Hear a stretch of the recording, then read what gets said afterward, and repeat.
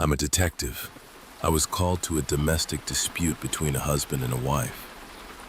Their son told me they eat people. The report lay on my desk. The words were printed there in stark black ink. Domestic disturbance, 14 Seabird Lane, Cormorant's Perch Island. And below were the names, Elias and Alara Vance. A domestic on the perch? That's a new one, I said, and the springs of my chair groaned under my weight. They usually handle their own business. Sergeant O'Malley worked his crossword and did not look up. He had a face creased with a permanent judgment against the world and all its doings. Noise complaint came from their nearest neighbor, Old Man Hemlock. Said they were going at it loud enough to scare the gulls off his roof. A lot of smashing, apparently. The Vances haven't been answering the line since. He raised his head, and in his eyes you could see the pale, flat blue of a winter sky over a dead ocean. You're up, Harper. Me? Don't you think sending a familiar face like Gibbs might be better? Those folks are particular. Gibbs has got a multi-car pileup on the causeway, O'Malley said. And you need to learn how to deal with the particulars if you ever want to make a career in this coastal jurisdiction. It's just a lover's quarrel. Go over there, knock some heads, tell them to keep it down, and be back before lunch. He nodded with his chin toward the pistol on my hip. And you know the islanders' rules about mainland formalities. Leave that here. It spooks them. You want me to go to an island known for its hostility to outsiders to mediate a potentially violent domestic dispute, unarmed? It's not hostile, it's private, he said. And they're not savages, Alex. They're fishermen and farmers who want to be left alone. A uniform is authority enough. Now go. I rose and unclipped the sidearm from my belt. The island was a 20-minute boat ride from mainland. The 100 or so that lived there lived by their own reckonings. They schooled their children in a one-room house and sent them out onto the water when they came of age.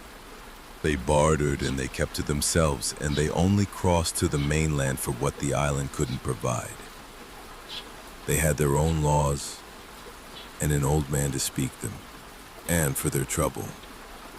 To find its way to our desks on the mainland meant the trouble was serious. The deck of the ferry was cold beneath my feet.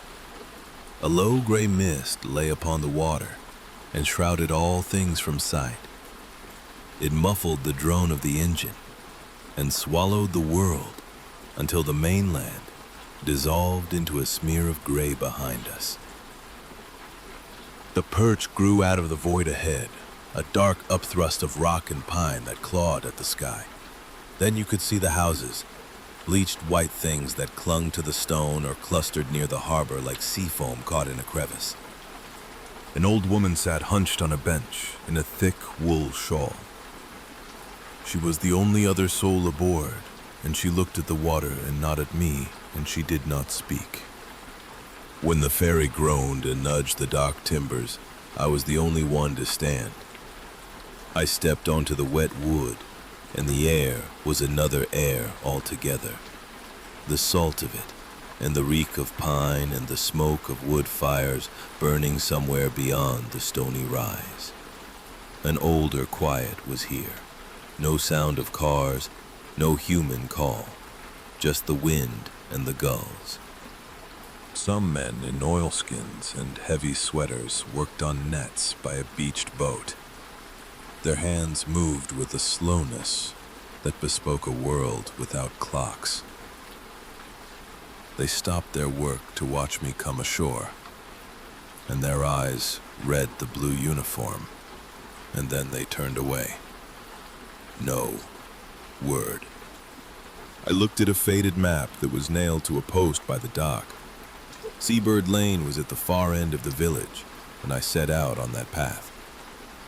The houses were old things, built to stand against the wind and the sea, scrubbed clean against the rot, and nets lay draped on fences like grave shrouds. There were gardens starved by the salt wind, but still showing color. I saw faces in the dark glass of windows, pale specters that watched my passing and then were gone. And then I saw the house, 14 Seabird Lane. It was a cottage like the others, but set apart from them. In the garden a clay pot lay, shattered upon the stone walk, and its dark soil was spilled out amongst the ruin of red flowers. Through a window left open to the wind, I could hear the sounds. A man's low rumble and a woman's sharp answer. They were still at it. I drew a lungful of cold air to ready myself, and I knocked my fist against the door. Inside, all sound stopped. A long quiet. Then the door groaned on its hinges and opened into the dark of the house. The man who stood in the doorframe was a wall of bulk and weathered hide that filled the space of the door. He wore a beard, and his hands were the size of quarry stones, stained about the quicks of his nails with a blackness like engine grease or old blood. This would be Elias Vance. His eyes held a hard light, but when they fell upon the blue of my uniform, some of that light seemed to fail, leaving behind what might have been shame or only surprise. In the dimness of the house beyond him, a woman stood with her arms crossed over her. Her hair was red and it was twisted up in the knot at the back of her head. On the floorboards near her feet lay a broken plate. "Elias Vance," I said. "I'm Detective Alex Harper from the Mainland Precinct. We received a complaint about a disturbance." He gave a noise in his throat that was not a word, then stepped back from the door. I entered into a smell of brine and stewed herbs and some other scent. Beneath that was the scent of the house itself, of old wood and old sorrows. The space was neat, except for the evidence of their war. The broken plate, a stool overturned on its side, and on the stairs that climbed into the darkness of the second floor, a boy sat watching us with wide and unnervingly still eyes. "There's no need for mainland business here," Valera Vance said. "My husband and I were having a private discussion. That gossip Hemlock should learn to mind his own business." "A discussion that involves breaking things and shouting loud enough for your neighbors to hear is no longer private, ma'am," I said. "I do not want to put this in a report. I only want to know what happened and see that everyone is okay. Is anyone hurt?" Baraswa. Elias stared at the floorboards and his jaw was tight. It was the woman who spoke. "He gets these fits of temper. It's how he is. He believes I am careless." "Careless with what?" I asked. "With our traditions," Elias said. His voice was a low rumble from the pit of his chest. "She forgets the importance of things.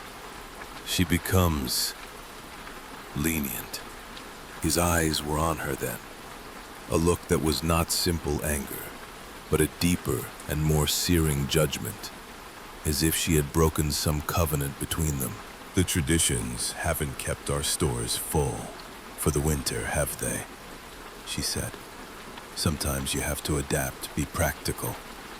All right, I said, holding up my hands as if to ward off a blow. "Look, I can tell you're both passionate people. I'm not here to take sides or to pry into your island ways. I'm only here to make sure disagreements don't become dangerous. Has there been any physical violence? Elias, did you lay a hand on your wife?" "Never," he said. He looked at me as if the question itself were the offense. I would never harm Alara. And you, Alara? I asked, turning to her. Did you feel threatened? She drew a breath, and her gaze moved from my face to her husband's and back again, as if weighing two different kinds of trouble. He is loud, she said. But other than that, no, Detective, he did not hurt me. Then I am calling it a quarrel that went past its bounds, I said. But I will have to file a minor report. You should know that if we are called back to this house for this reason, the law will take a harder hand. Do you understand? They both gave a short, silent nod. The fury had not left the room, but it had drawn back into the corners. A strange and weary quiet took its place. Elias went to the spot on the floor, and he knelt, and with his great hands began to gather the larger shards of the plate. The woman watched him for a long moment, and a look passed over her face that I could not read. And then she turned and went into the kitchen, and I heard the scrape of a kettle being set upon the stove. I was scratching a note in my book when I felt the weight of his stare. The boy on the stairs had not moved. He sat, pale in the gloom and lost inside his clothes. His eyes were like holes burned in a blanket. The argument had taken root in him in a way it had not in his parents. The peace had been made, such as it was. I could take the afternoon ferry back across the water and set the strange accounting of it down on paper. I snapped the book shut and I slipped the weight of it into my coat. Pull. The woman Alara returned from the darkness of the kitchen. She would not meet my eye, but looked instead toward her husband as he stood like a beast of burden by the door. Elias, fetch some driftwood for the evening fire, she said. And her voice was not a wife's request, but a command, given to dismiss him from her sight, so she might offer up some parting lie of peace before sending me from her house. Elias looked at me a final time, and the storm was still in his face, but he gave a curt nod of his head and turned and was gone out the back door into the gray light. When he was gone, it was as if some great weight had been lifted from the low timbers of that house. Thank you for your visit, Detective Harper, Elara said, and her voice was softer now. I am sorry for the trouble. It's no trouble at all, ma'am.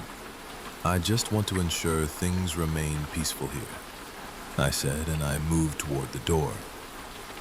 Domestic disputes can be unsettling for everyone, especially children. I turned my head to where the boy still sat on the stairs.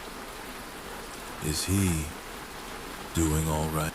Finn is a sensitive boy, she said, and she made a gesture with her hand, as if shooing a fly, as if his nature were a defect she had learned to abide.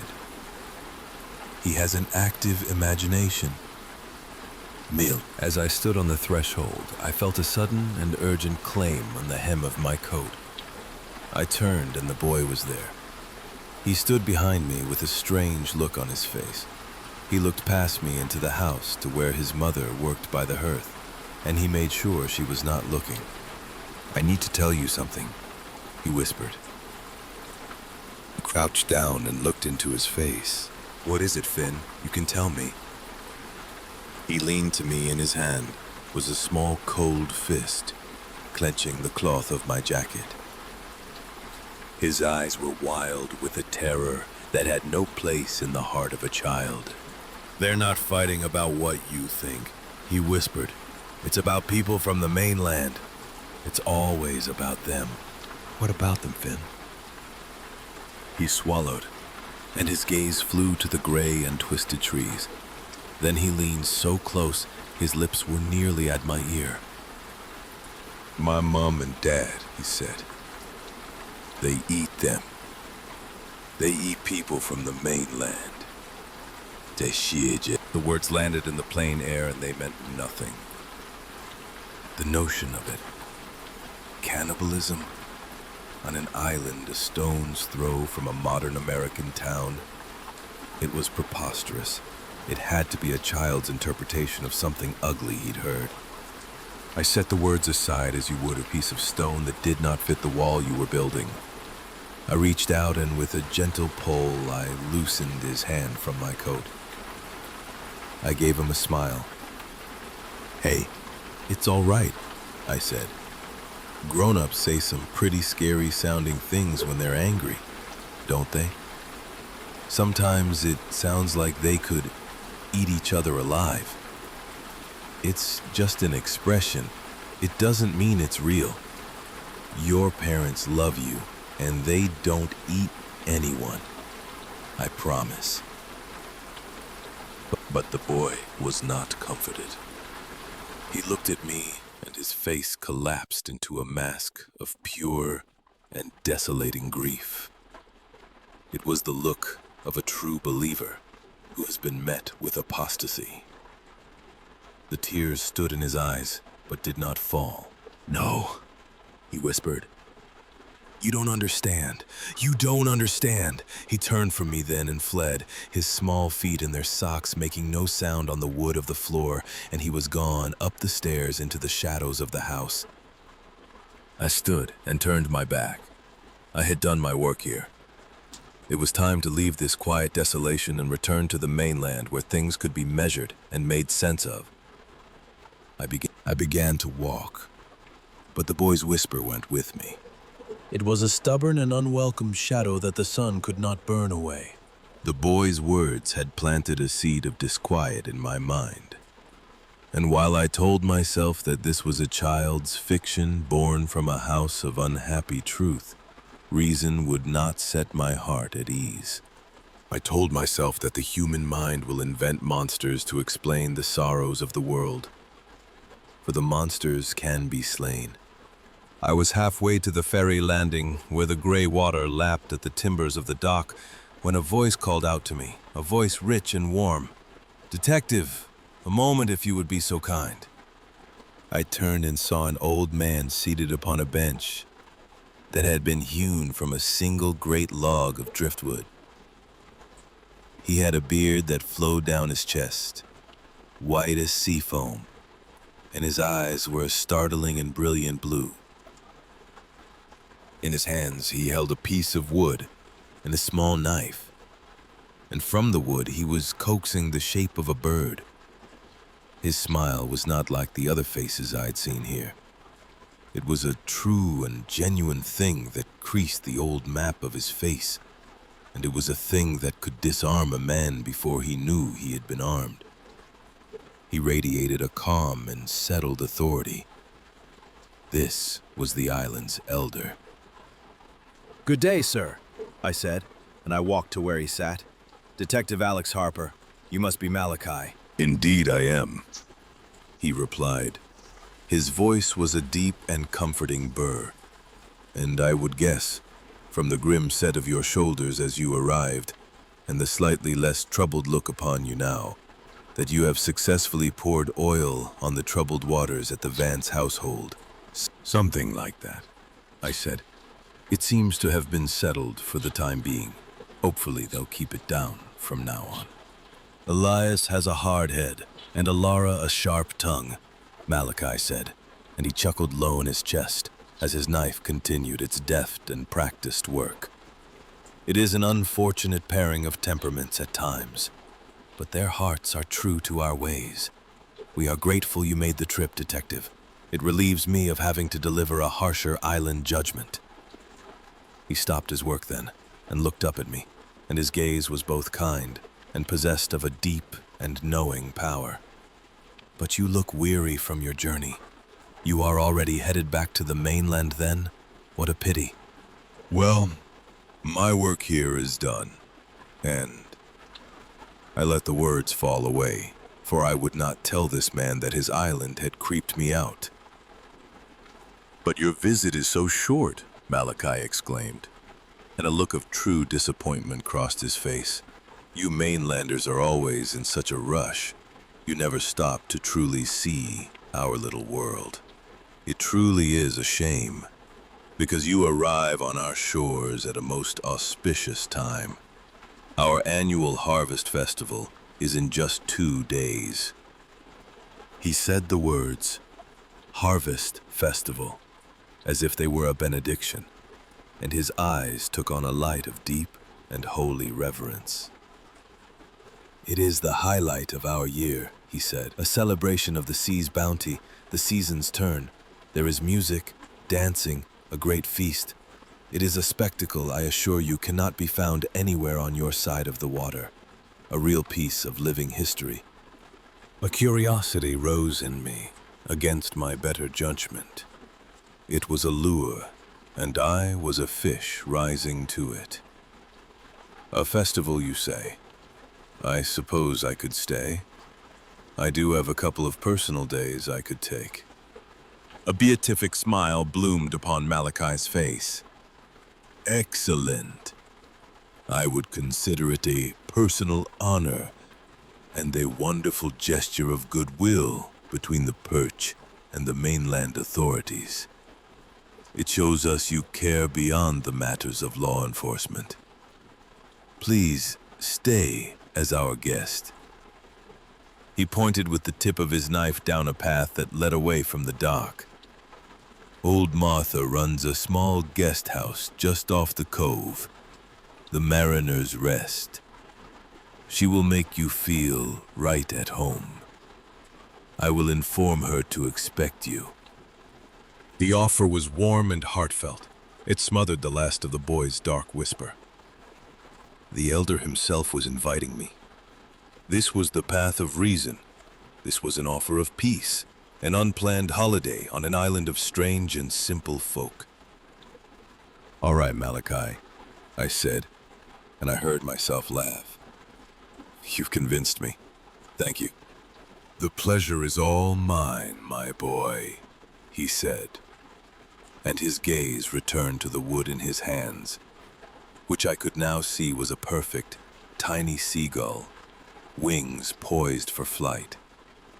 You will enjoy yourself.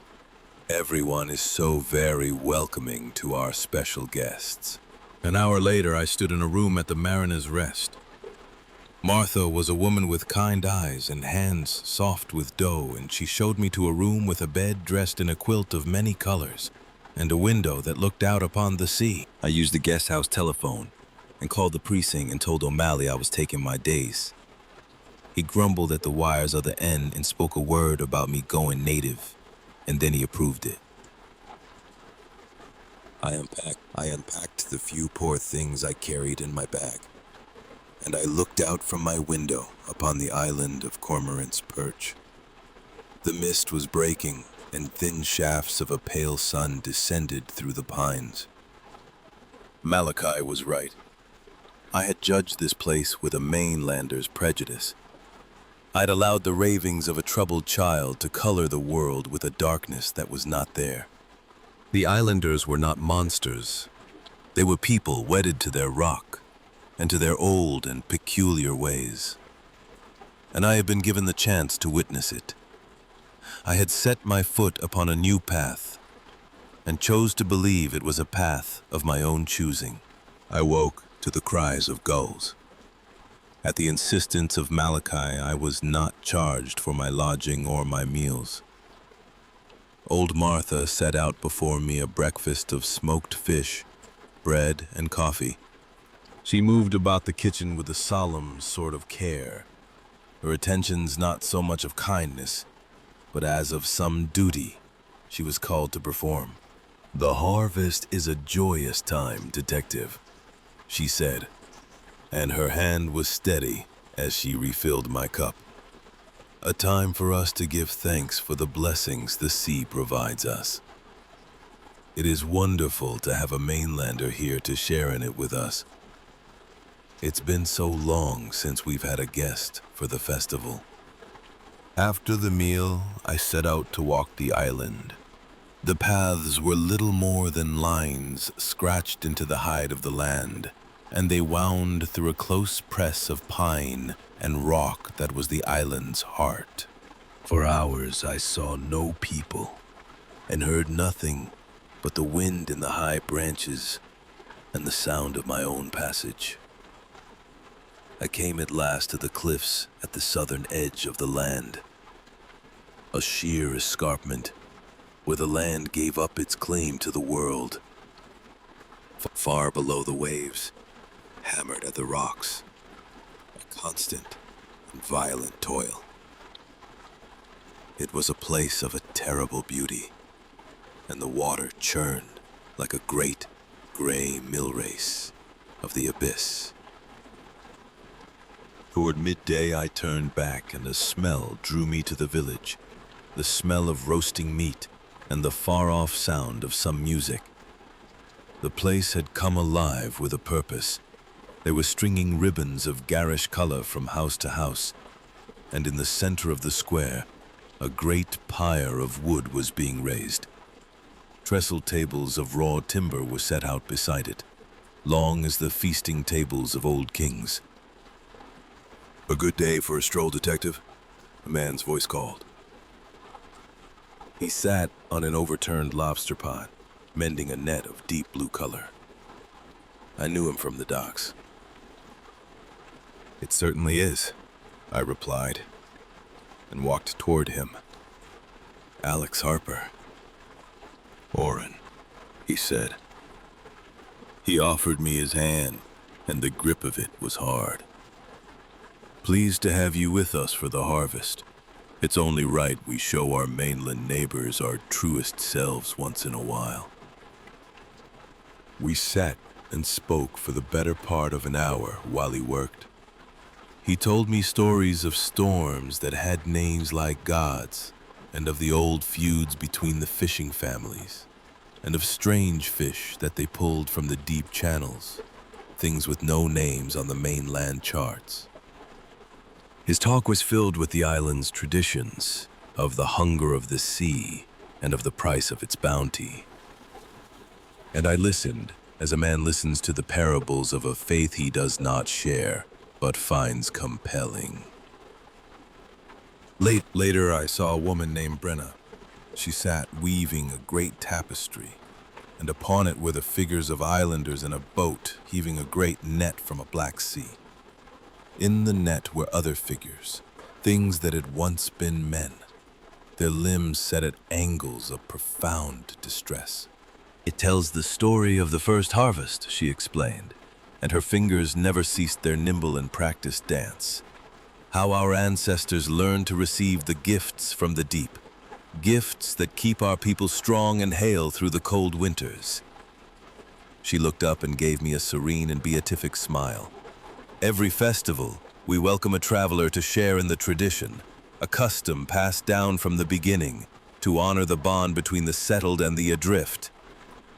I looked at the grim tableau she was weaving and took it for their sacred history, and a strange thing to celebrate with such an open heart. That evening I ate with Martha and two old sailors whose flesh was too frail for the sea, but whose eyes still held the look of it. Martha served a thick dark stew of roots I could not name, and a meat she called only island game, and would say no more of it. We drank a wine made from berries that grew on the rock, a thing of some potency, and it coursed in the blood like a warm and drowsy poison that smoothed the hard edges of the world. The warmth of these people, the welcome they offered up, it was a constant and disarming tide that pulled at the pilings of my own reason. As I climbed the stair to my room, the world seemed a simple place, and all the sorrows of the mainland were a distant country. I lay in the dark, and from the village came the slow and solemn beat of a drum, a sound like the beating of a great heart. It was the sound of a thing coming to pass, of a rite being prepared. I chose to hear in that sound a song of peace and let the darkness take me. The morning broke gray and doleful, and the day of the harvest festival arrived under a sky of leaden slate pulled low across the water. The wine of the night before had left a bitter sediment in my blood, and I sought to clear my head with a walk along the shore before the ordained celebrations of the evening began. I chose a different path this time, a track that led toward a cove of which Oren had spoken, a place of rocks and tide pools that the islanders called the Boneyard. "It's where the sea gives back what it has taken," he had said, and there was a knowing in his eye I had mistaken for charm. Whale bones, smooth glass, shipwrecked timbers. The path was no path but a scar through the gorse that descended toward a crescent of black shingle, where the sea foamed and fretted. The cove was a sepulchre of driftwood, a tangled ossuary of trees scoured and bleached to a bone whiteness by the salt and sun, and decant. I saw where the great rib of a leviathan broke from the sand like the arch of a ruined cathedral. I walked the tide line where the last wave had laid its lace of foam upon the shore. I was soothed by the solemn and rhythmic hammer of the waves, by the cold and absolute solitude of that place. I bent to the shingle to retrieve a stone, worn smooth as a palmful of worry when I saw it. It was a shard of unnatural whiteness protruding from the wet and sucking sand. I knelt in the dampness and worked it free with my fingers from the cold earth. It was not a piece of shell, nor of coral. It was the distal phalanx of a human finger. There was no mistaking its morbid and articulate perfection. A coldness that had no source in the sea air entered into me, a chill from some other and more terrible climate. I stood and made to hurl it back into the water, to give it to the sea's forgetting, when I saw the glint of metal upon it, corroded and green from its long slumber in the salt, a circle of baser metal, a cheap and simple wedding band, still clung to the bone. My eyes quartered the beach with a new and terrible attention. They were no longer the eyes of a tourist, but of a hunter, or of the hunted. And in that desolate place there was a New Testament written in the debris. And I began to read. Half hidden in a great clot of rotting net cast high against the cliff was the shattered arch of a human mandible. It was yellowed with age, and a few teeth still clung to their sockets, save for one, which held the dull gleam of an amalgam filling, a small testament of dentistry and a life lived on the other side of the water. I took a step back from it, and my feet turned on the slick stones. The boy's whisper returned to me, no longer a child's fever dream, but a truth spoken from the heart. They eat people from the mainland. My gaze fell upon the driftwood piles with a dawning horror, and that which I had taken for the ribs of seals or porpoises I now saw with a new and awful clarity to be the staved-in architecture of a human cage. I saw a splintered femur that had been gnawed and broken. These were not skeletons. These were the leavings. This was the offal of a feast, the friendly welcome of the elder Malachi, the hearty parables of Oren, the strange tapestry of Brenna the weaver, with its figures pulled misshapen from the deep, the meat in Martha's stew, a thing with no name, but with a provenance I now understood. All of it came together in my mind, a constellation of terror whose shape was now revealed.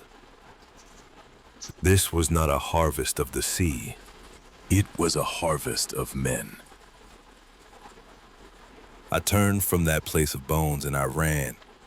I clawed my way up the slick embankment, my hands gripping at the thorns of the gorse and at the wet and naked roots of trees as if they were the hands of saviors held out to me from the living world.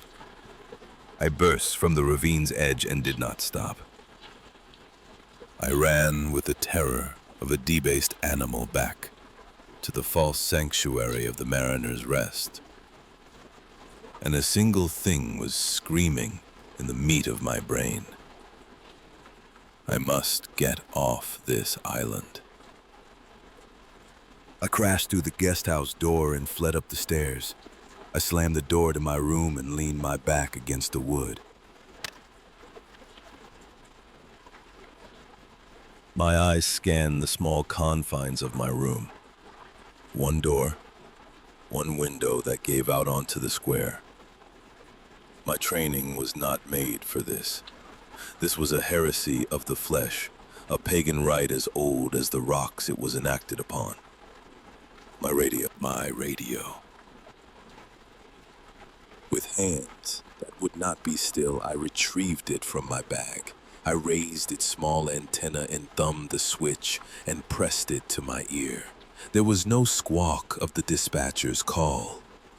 There was nothing. I turned the small black box over in my hands, and I saw it.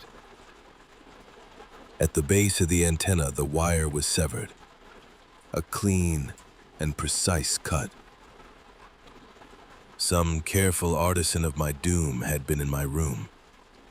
While Oren filled my ears with his parables of the sea, while Martha set out her stews, while I had walked in my ignorance among the tombs of their making, I walked to the window, and through a crack in the lace, I looked down upon the square.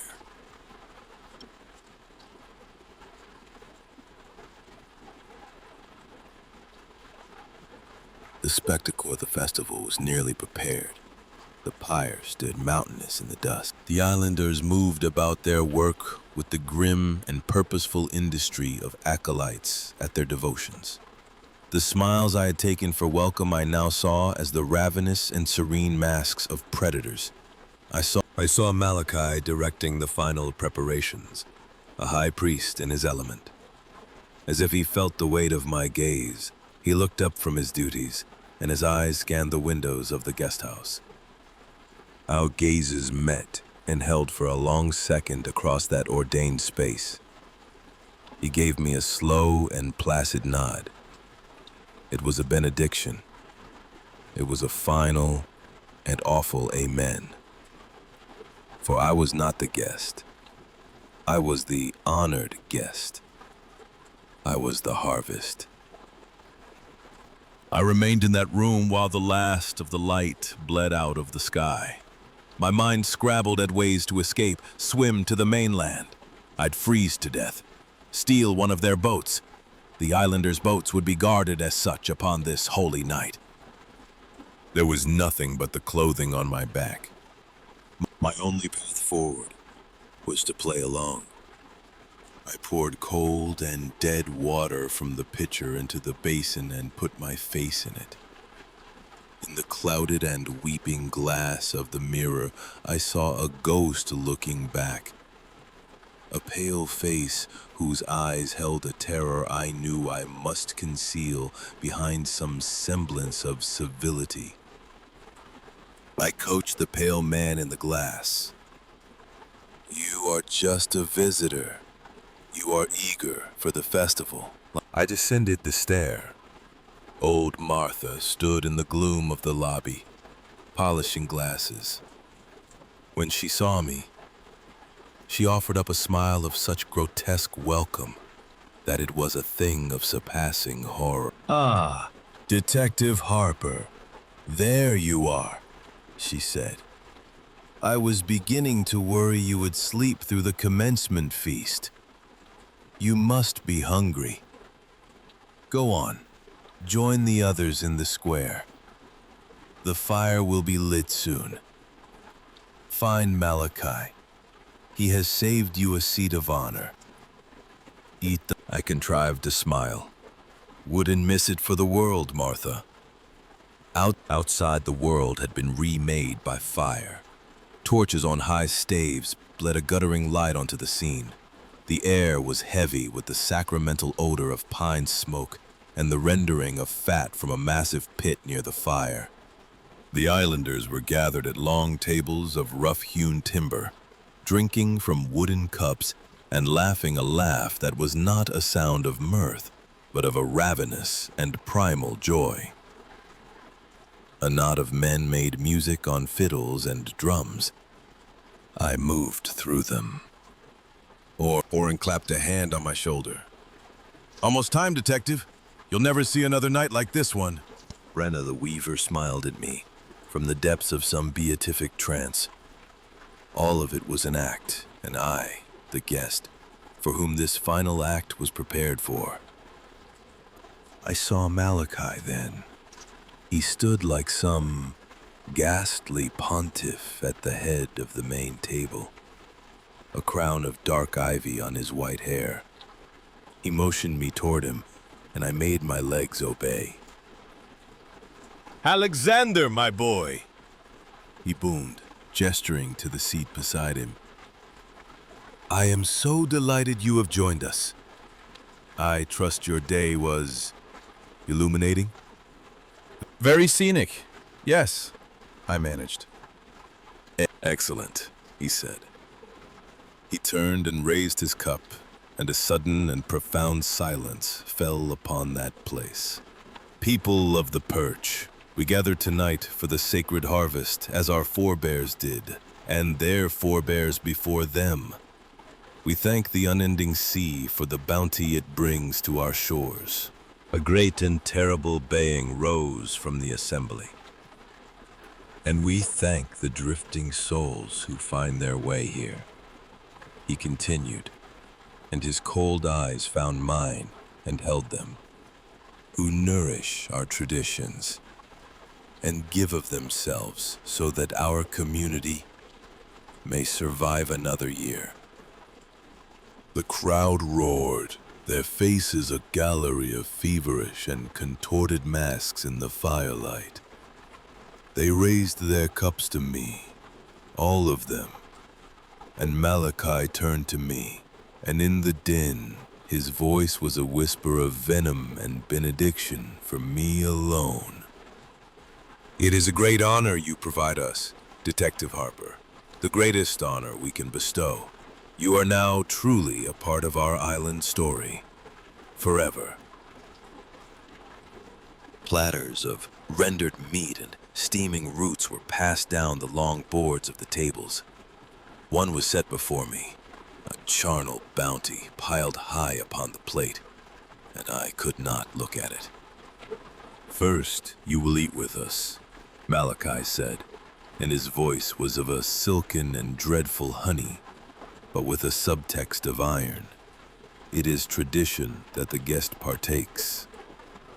They were going to wait until I was full and slow.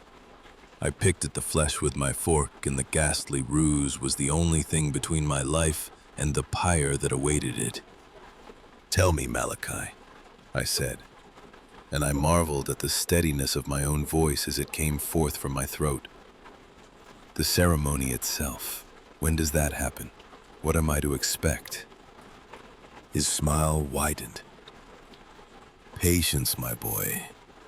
After the feast comes the music, then the dance, a spiral dance, winding to the very center of the square.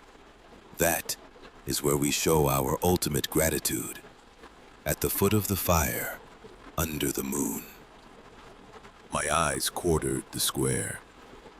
The fire and the torches were the world's only light, and beyond their bleeding circles lay the utter blackness of the cliffs and the docks.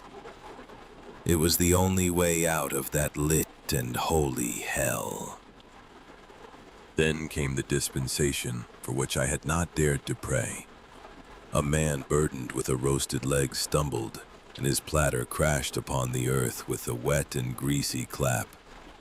A momentary confusion took hold as men rushed to this small ruin, and their bodies formed a brief and chaotic screen between Malachi and myself.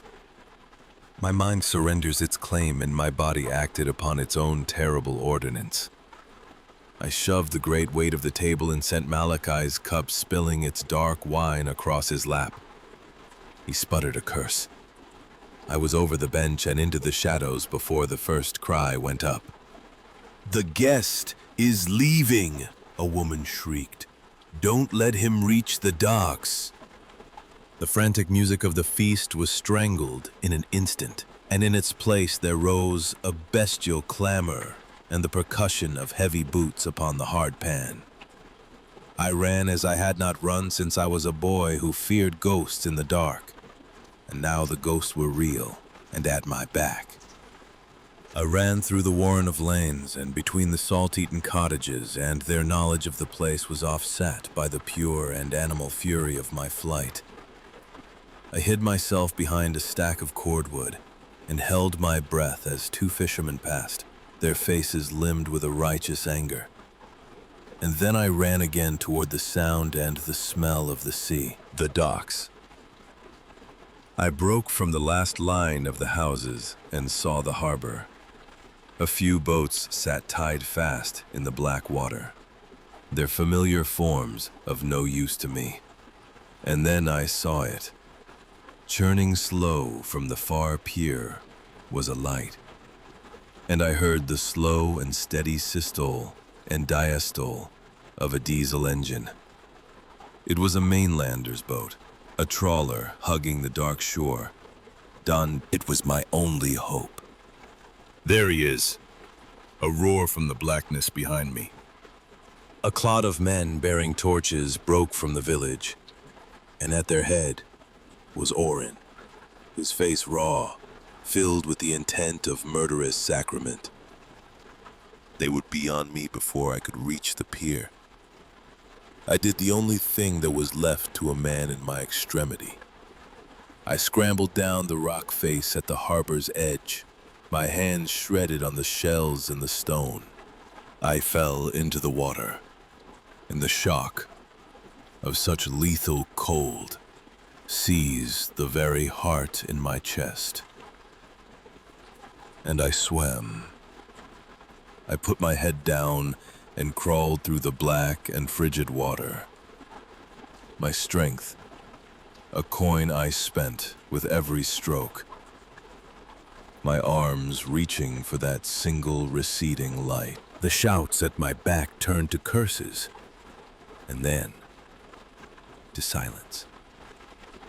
They did not follow. They were content to commend my soul to the sea's cold ministry.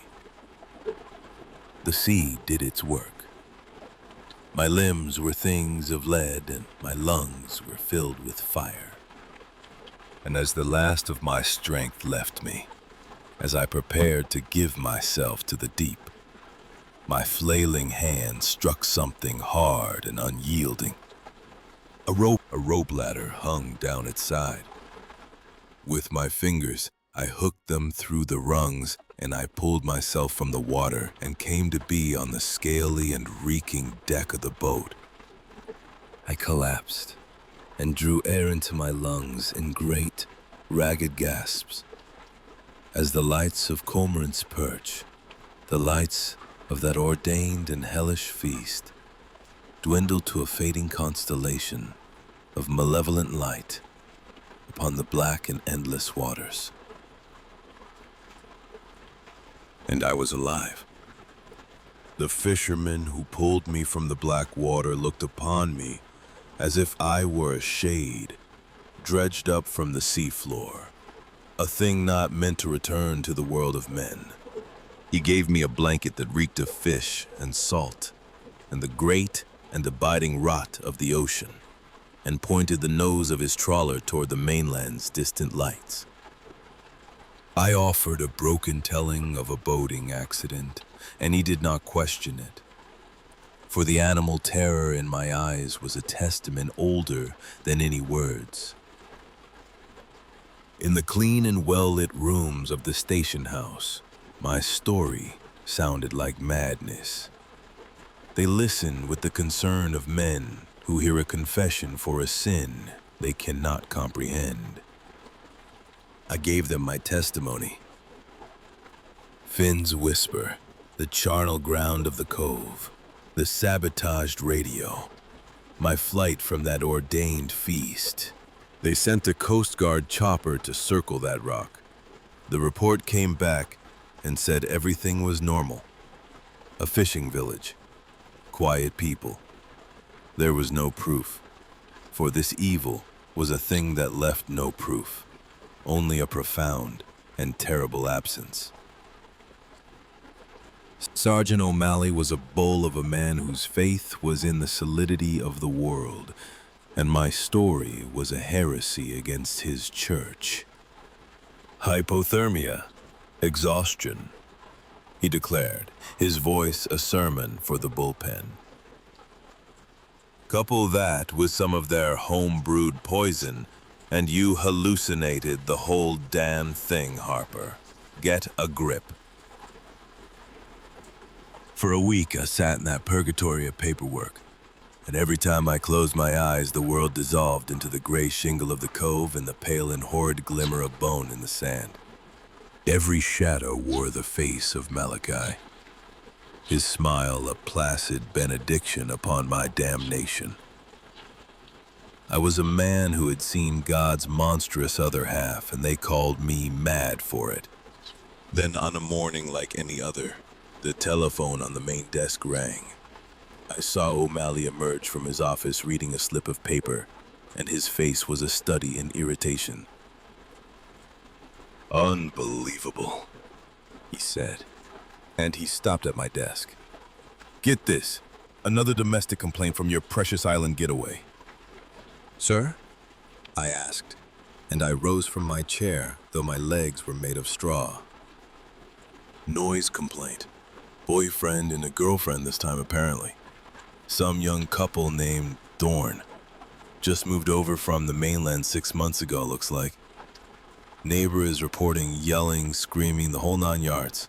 Standard procedure," he said, turning toward a rookie named Peterson, a boy so young his piety for the badge was still upon him. "Peterson, you're up." The air went out of me. "Sergeant, no," I said. "No, sir, you can't." He turned back, and his brows were a furrowed and angry line. "Can't what, Harper? Can't do my job? Can't send an officer to a simple public disturbance call?" "You don't understand, sir. It's a lure. It's not a real dispute," I said, stepping toward him. "It's how they do it. It's how they get someone out there. First my call, now this one. Don't you see the pattern? You can't send him."